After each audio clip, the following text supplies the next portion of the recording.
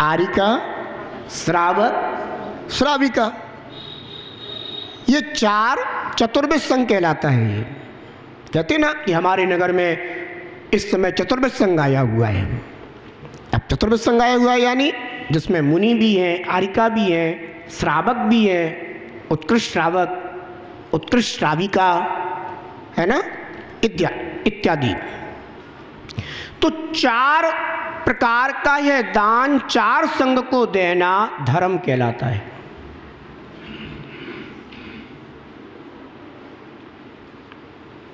अब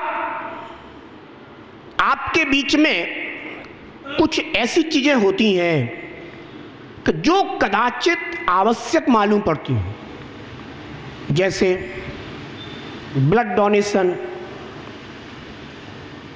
क्या, रक्तदान, ठीक है ना। आप क्या कहेंगे कि ये भी तो एक धर्म है।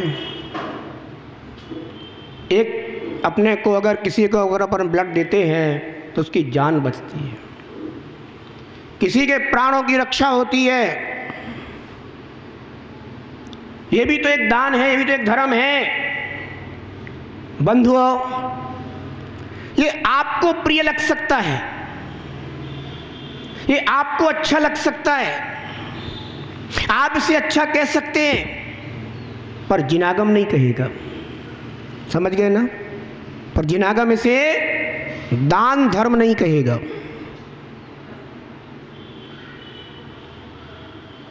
समझ रहे ना। आज आप रक्तदान को दान धर्म कहेंगे क्योंकि उससे उसके क्या बच रहे हैं, प्राण बच रहे हैं। कल के दिन कोई ये कहे कि अगर किसी को मांस खिलाया जाता है उसके भी तो प्राण बचते हैं, तो क्या वो धर्म नहीं है? फिर आप क्या कहेंगे? आप ये भूल गए कि यह जो रक्त मांस होता है इसमें उसी जाति के जीव उत्पन्न होते रहते हैं, पंचेंद्रीय जीव। इसीलिए तो ऐसी चीज को ग्रहण करने के लिए जिन धर्म में हिंसा कहा है, क्या कहा है? हिंसा आप नहीं ले सकते। जिन धर्म ये कहता है कि आप कब तक जिएंगे, कब तक जिएंगे आप? अरे जीवन जा रहा है ना, कदाचित जीवन जाने का भी समय आ गया। किसी को ब्लड कैंसर हो गया, अब ब्लड चेंज अगर होता रहे, ऐसा कुछ रहता होगा, या हो सकता है किसी को शरीर में रक्त नहीं बनता, और अगर वो रक्त चढ़वाता रहे, थैलीसीमिया का शायद रोग होता है, अगर वो रक्त लेता रहे तो उसका जीवन बना रहता है। पर एक बात विचार करो कि वह व्यक्ति क्या जीवन के लिए कर रहा है, क्या अपने आत्महित के लिए कर रहा है? वो इस भोगी जीवन जी रहा है। इससे अच्छा तो होता कि वो समाधि मरण पूर्वक अपना अंत भी कर लेता ना, तो ये भाव भी सुधर जाता और वो भाव भी सुधर जाता, और वह रक्त को प्राप्त होकर के दूसरों का रक्त चूस रहा है, दूसरों के साथ बुरा बर्ताव कर रहा है। विचार करना, वह डोनेशन किस काम का है? आपने रक्तदान किया और उसने फिर उसके माध्यम से जीवन पाकर के न जाने कितने जीवों का अहित किया। मान लीजिए कोई मछली पकड़ने वाला था और उसको कोई प्रॉब्लम हुई, आपने रक्तदान करके उसके प्राण बचाए। अच्छा काम किया आपने, आपकी दृष्टि में दया करना चाहिए, भगवान महावीर कहते हैं। और मान लीजिए कि वो स्वस्थ हुआ और उसने जाल फैलाना शुरू कर दिया, बताएं क्या भगवान महावीर ने इसे दान कहा है? ध्यान रखो, यह कार्य आपको अपनी दृष्टि में अच्छा लग सकता है, आप कर रहे हैं, नहीं कर रहे हैं, मैं ये नहीं कह रहा हूं, पर ये दान की कोटि में नहीं आएगा। मैं सिर्फ आपको इतना बता रहा हूं। अगर आप ये सोचें कि ऐसा कार्य करने से हम भी तो दान धर्म कर रहे हैं, तो आप बिल्कुल दान धर्म नहीं कर रहे हैं। दान धर्म तो तभी कहलाएगा जब 4 प्रकार का दान चतुर्विध संघ को प्रदान किया जाएगा। आपकी करुणा हो सकती है। क्या हो सकती है? करुणा हो सकती है। जैन धर्म में बताया गया कि कभी कभी जीव करुणा से भी अन्य दीन दुखी जीवों पर उपकार करता है। गाय के लिए चारा खिलाना, ये क्या है? करुणा दान है। ये क्या कहलाता है? करुणा दान। पर ये सुपात्र दान नहीं कहलाता। ये सुपात्र दान नहीं कहलाता। मात्र ये क्या है? करुणा दान। और करुणा से भी अपन दीन दुखी जीवों पर उपकार करते।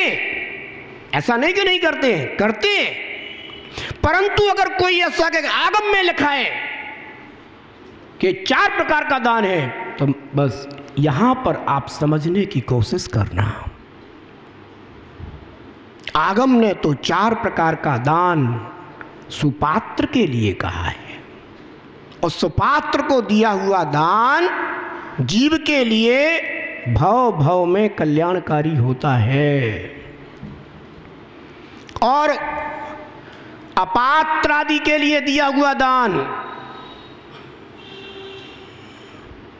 ध्यान रखना, कल्याणकारी नहीं होता। कहते हैं कि एक सेठ जी थे। सेठ जी के पास अपार संपदा थी, और वो हमेशा इसी में लगे रहते थे कि हमारी संपदा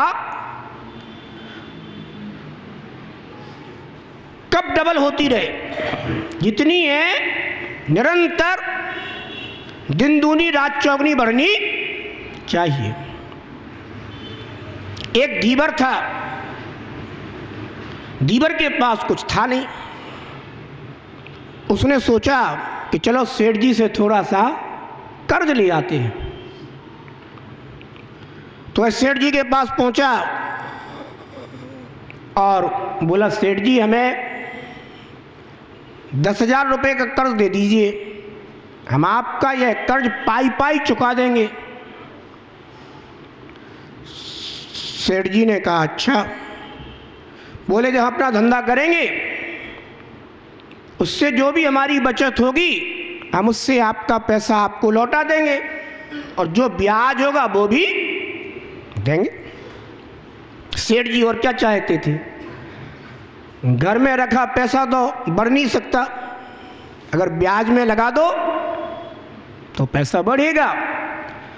तो सेठ जी ने क्या किया? उन्होंने कहा बढ़िया है, ब्याज भी आएगा, उसे 10,000 रुपये दे दिए। अब वह सेठ जी से 10,000 रुपये लेकर के अपनी वस्तु गिरवी रख गया। ले जाकर के उसने उससे एक जाल बुनवाया। धीवर था, जाल बुनवाया और जाल तैयार करवा करके उसने मछलियां मारना शुरू कर दिया और अपना धंधा प्रारंभ किया। इधर वह मछली मार करके अपना व्यापार बढ़ाने लगा, और दूसरी ओर सेठ जी के लिए अपने व्यापार आदि में घाटा लगना शुरू हो गया। उधर उसका व्यापार बढ़ता जा रहा है तो इधर सेठ जी का घाटा शुरू हो गया। आए दिन समाचार आ रहे हैं, फलानी जगह ये हो गया, उस कारखाने में ये हो गया, वहाँ के मजदूर ने हड़ताल कर दी, कहीं कुछ हो गया, कहीं कुछ हो गया, कहीं आग लग गई। सेठ जी बहुत परेशान। कारण क्या है? आखिरकार एक दिन कोई निर्ग्रंथ मुनिराज नगर में पधारे। कहते ना, साधु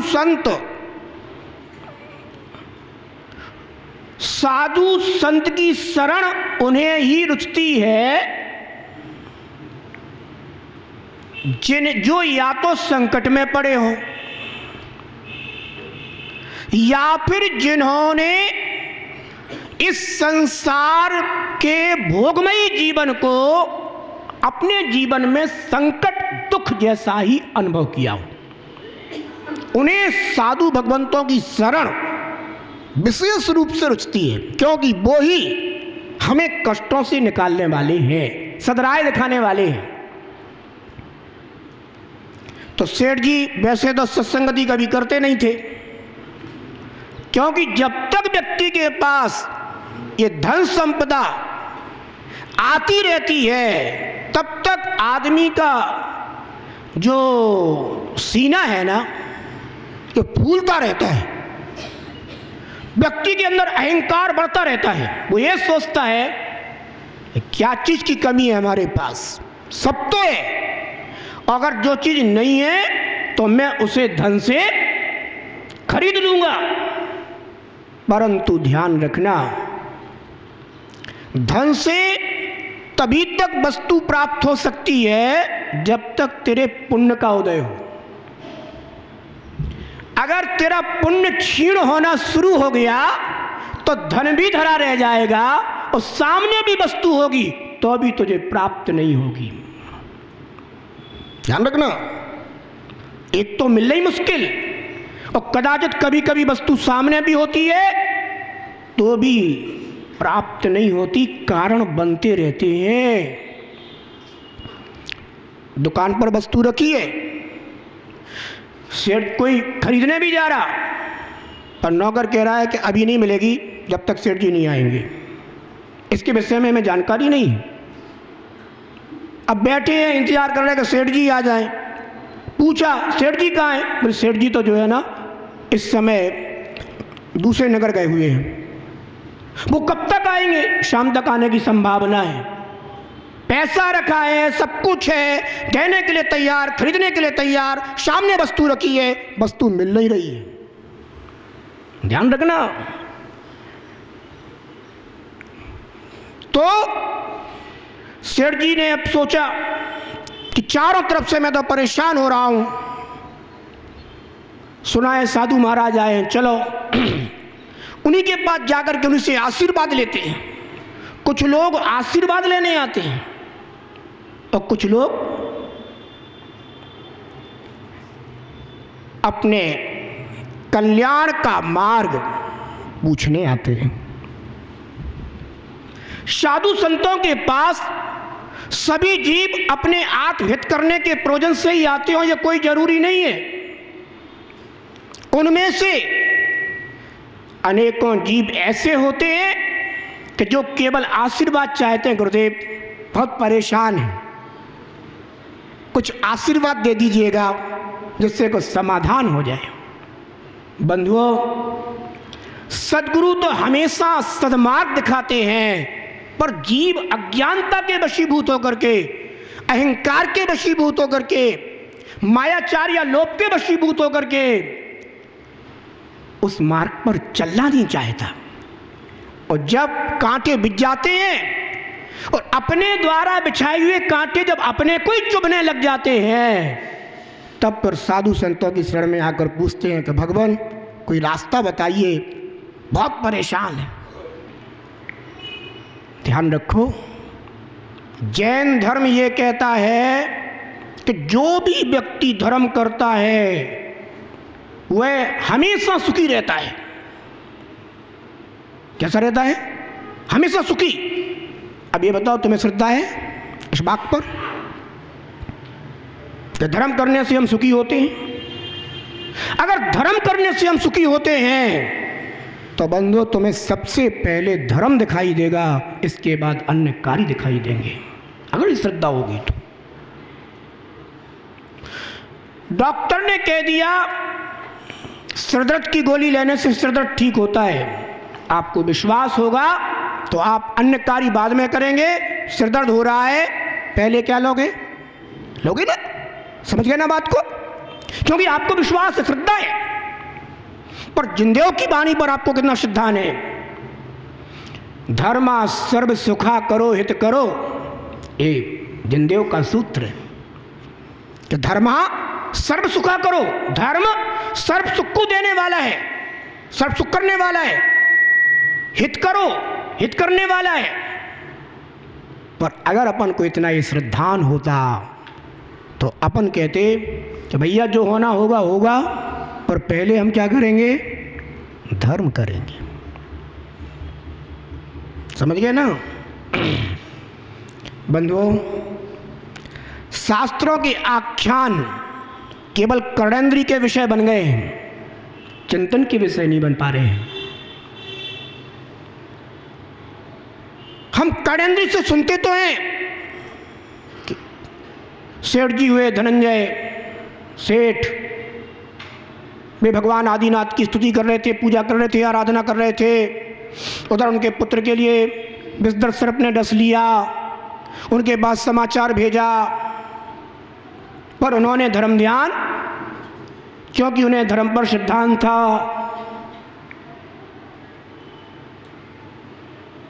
ध्यान रखना, उन्हें धर्म पर सिद्धांत था, अकाट श्रद्धा थी उन्हें प्रभु पर।